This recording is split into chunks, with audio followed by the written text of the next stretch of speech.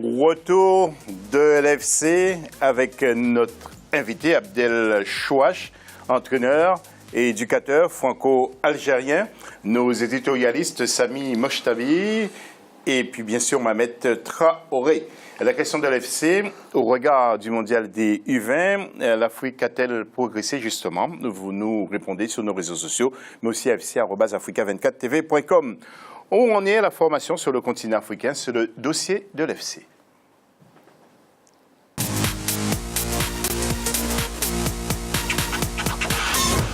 Mais d'abord, nous allons ouvrir une parenthèse sur la Coupe de la Confédération. Regardons ensemble le tableau des poules en groupe A.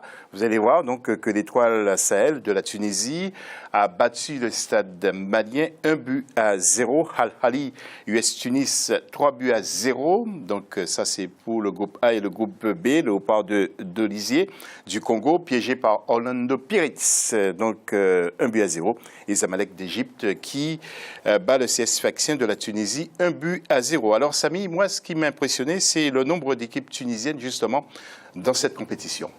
Oui, on le sait, la Tunisie s'est toujours appuyée sur un football de club assez fort. Ouais. On l'a vu aussi avec la victoire l'Espérance de Tunis en 2011 et de Sfax en 2012. Maintenant, comme l'a dit notre invité, on observe quand même un certain retour de l'Égypte. On sait que le football de club et le football de sélection est très lié en Égypte. On l'a vu sur ce premier tour, les clubs égyptiens ont quand même surclassé les clubs tunisiens qui sont quand même dans le creux de la vague. C'est une évidence. Maintenant, rien n'est perdu, c'est que le premier match de poule, les clubs tunisiens peuvent encore faire main basse sur les demi-finales, mais ça va me sembler difficile puisque Al-Ahly et Zamalek pratiquent un très beau football et semblent très, très solides. Voilà, nous allons retrouver tout à l'heure Mohamed pour faire la synthèse, mais tout d'abord avec Abdel, nous allons commenter la Ligue des Champions avec un groupe A, le TP Mazembe, qui nous a quand même laissé sur notre faim face à Al-Hilal, 0-0 quand même à domicile. Nous allons voir sur le tableau, Smoua d'Égypte qui a battu Moghreb de Tétouan 3-2, là c'était un groupe A, et puis un groupe B, Al-Merrek du Soudan qui a battu MCL Elma 2-0, une équipe d'Algérie, et un Sétif d'Algérie qui a encore perdu face à USM Alger 2-1. Alors Abdel, vous avez suivi justement ce premier tour J'ai regardé un petit peu la Coupe des Confédérations, j'ai regardé aussi un petit peu la Ligue des Champions. Ouais. C'est vrai que Sétif, là, c'est une petite surprise, le fait de perdre, en étant vainqueur, de se faire... Après, il y a un match retour. Oui, donc, et on verra bien. Mohamed, sur les deux compétitions, vous...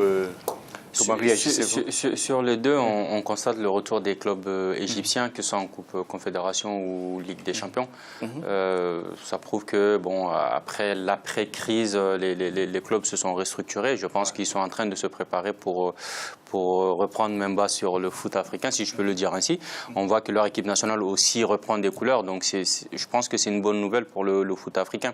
Mais au-delà de ça aussi, dans les poules, dans les groupes de Coupe de Confédération, on a des grosses équipes comme Zamalek, etc., dû au fait que peut-être certains ont été réversés de la Ligue des Champions vers la Coupe de Confédération. Donc on a l'impression même que c'est la Coupe de Confédération qui est la Ligue des Champions.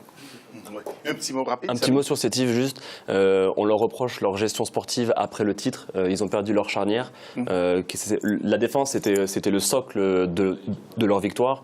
Voilà, il n'y a pas de fumée sans feu en changeant sa défense. Voilà ce qui arrive avec sa première défaite. Donc ceci peut expliquer cela. Oui. Ouais. On parlera de la Copa América parce qu'effectivement, on a vu que les défenseurs en ce moment-là, ça ne va pas trop bien. Le dossier de l'FC maintenant, c'est l'Afrique qui compte de plus en plus d'écoles de football. Le temps où le jeune footballeur africain se formait dans la rue et sur les terrains sablonneux fait partie du passé. Et les enjeux financiers et politiques, vous le savez, autour de la pratique du football sont devenus tellement importants maintenant. Si bien que la formation du jeune footballeur africain passe d'abord par une formation bien intense. Et justement, nous avons demandé à notre rédaction de se pencher sur ce dossier et vous allez découvrir justement ce qu'il en ressort. Regardez ce sujet. Les écoles de football commencent à se développer de plus en plus sur le continent. C'est le cas en Côte d'Ivoire avec les académiciens, au Cameroun avec la fondation Eto'o Samuel Sport, au Sénégal avec Djambar ou encore le Gabon avec les jardins du football qui misent sur la formation de la petite catégorie. Pour la formation des futurs footballeurs, le Gabon compte 3 écoles et de nombreux centres de formation.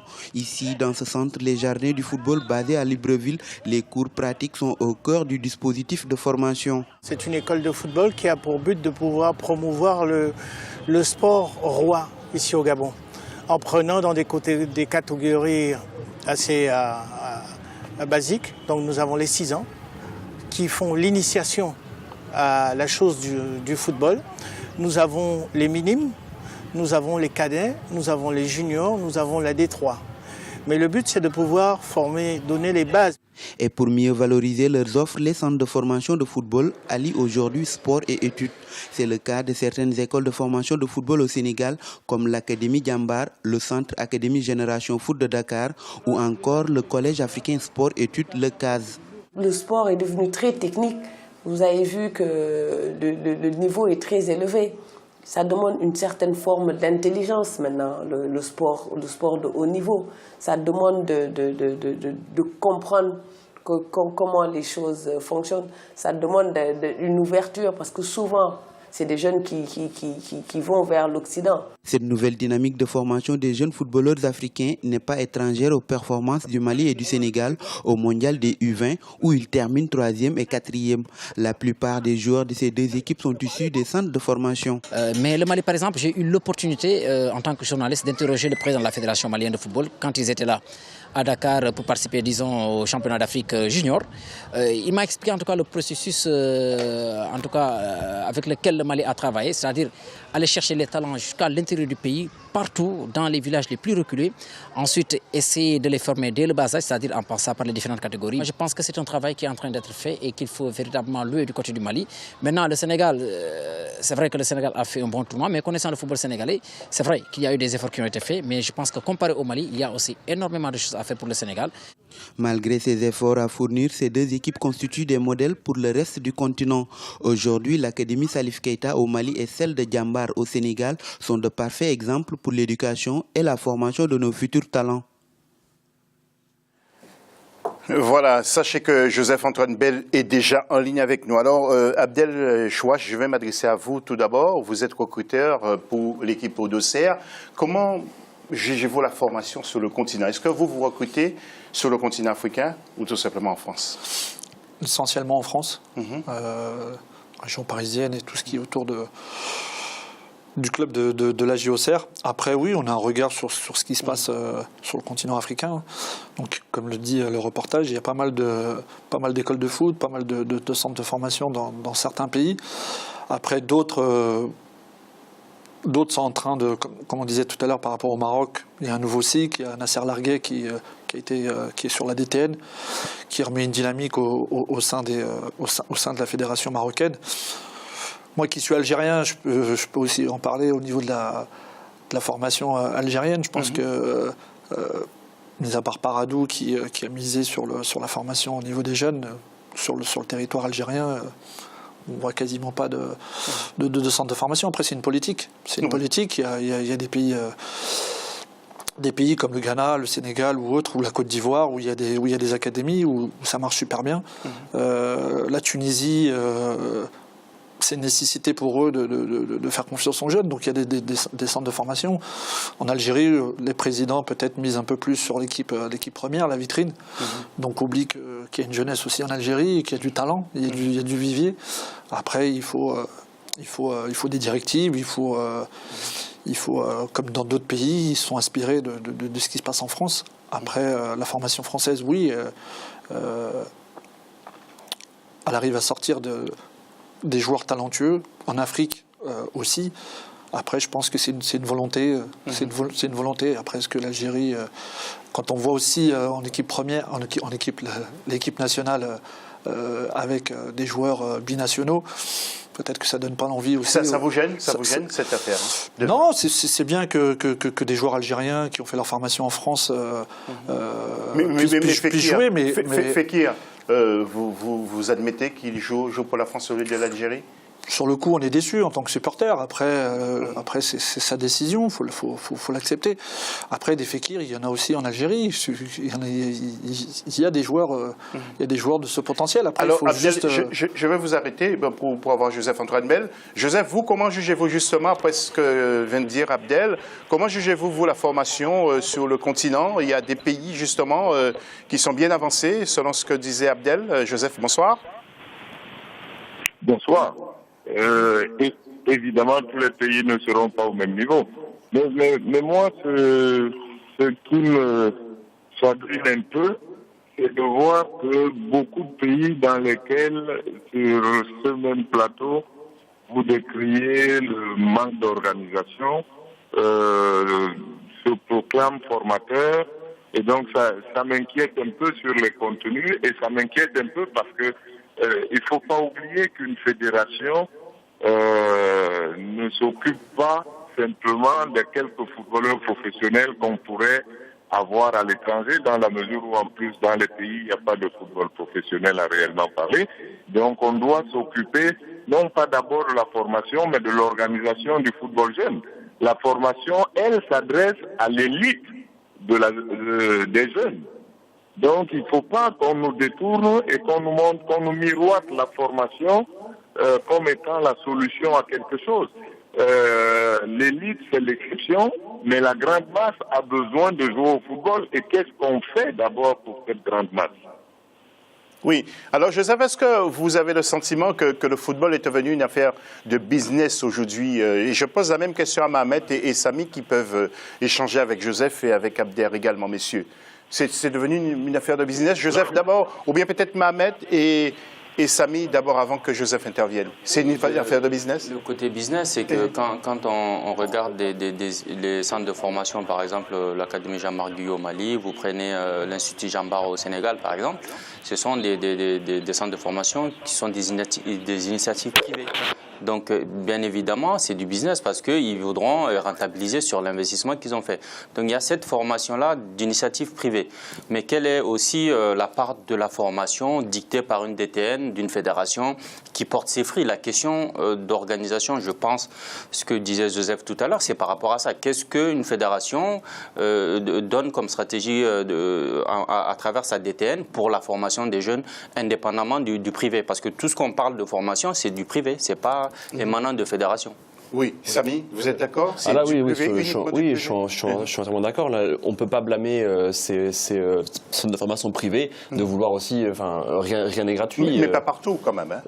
Après, c'est ce qu'il faut blâmer, c'est les fédérations qui ne mettent pas en place de vrais centres techniques où justement on donnerait une éducation sportive et aussi sociale à ces jeunes et gratuitement. Et voilà. Abdel, avant de retrouver Joseph encore une fois, vous, que pensez-vous de le privé fait plus et doit justement avoir des retombées financières après pour ce qu'il fait? Quand on le voit dans certains pays, oui. Après, le business, il y en a partout. C'est pas qu'en Afrique. Il est aussi en Europe. Donc, après, tout est lié, oui, à la fédération. Mais quand on voit, il y a certains pays qui ont des aides et qui ne font peut-être pas ce qu'il faudrait dans le sens au-delà de l'aspect formation, mais en termes de structure ou d'infrastructure. Maintenant, comme je disais tout à l'heure, le Maroc, il y a des nouveaux stades, il y a un nouvel élan, le roi a investi pour l'académie Mohamed VI, qui est sur Rabat. Donc il y a des initiatives qui sont faites, pas que dans le Maghreb, mais je pense qu'à un moment donné, il faut se poser les bonnes questions et après, ça sera par choix, encore une fois, des présidents. Moi, je prends l'exemple de l'Algérie. Excusez-moi, oui, on voit pas mal de joueurs sur l'équipe première, mais très peu de jeunes. Donc, tout à fait. Joseph, bien sûr, le recrutement ne doit pas devenir une histoire d'exploitation des jeunes non plus, hein? Non, mais pour revenir au sujet lui-même, je pense que Mohamed a bien compris. Le problème, les initiatives privées, elles ont pris la place parce que la nature a horreur du vide, donc il faut bien que quelqu'un fasse ça. Et c'est tant mieux. Mais seulement, il faut forcément que dans les pays, la fédération et le ministère jouent leur rôle. La fédération, c'est le développement du football en général et pas de l'élite simplement en particulier, laquelle élite d'ailleurs, elle ne s'occupe pas ou très peu souvent, dans la mesure où vous avez parlé tout à l'heure des binationaux, on se contente de gagner avec les binationaux qui sont le fruit du travail des autres. Donc, il faut qu'à un moment, on se réveille un peu pour faire quelque chose sur place et pour la grande masse, organiser le foot des jeunes et puis avoir cette particularité, même si la fédération organise un centre technique ou une école spéciale, eh bien, elle aura quoi? Elle aura une quarantaine de jeunes. Dans un pays, il y a beaucoup plus que 40 jeunes qui veulent jouer au foot. Donc, il faut penser à ça. Ok. Joe, merci. En tout cas, Joseph-Antoine Bell. Et puis, on se retrouve lundi prochain, bien sûr. Et puis, parmi nos infos, sachez bien que Samuel Eto'o a quitté la Sampdoria pour signer un contrat de 3 ans avec le club turc d'Antalya Sport. Et puis, il faut noter aussi que l'ancien capitaine des Lions, eh bien, n'est pas prêt de s'arrêter. Et puis, j'ai appris ce matin que Georges Likens, le Belge, n'est plus l'entraîneur de la Tunisie, car, eh bien, la fédération a jugé que les résultats étaient décevants. Puis parmi les autres infos, c'est le ministère des Sports au Togo qui a changé de tête. Madame Angèle Amouzou-Jacquet a été remplacée par Monsieur Madjé Lorenzo, donc qui est en charge de la communication, de la culture, la jeunesse, la formation civique et le sport, bien sûr. Merci à Mamet Traoré. Dans quelques instants, pour la 3e partie, nous allons recevoir une femme, une chanteuse et une sportive également. Elle s'appelle Shana Malonga. À tout à l'heure.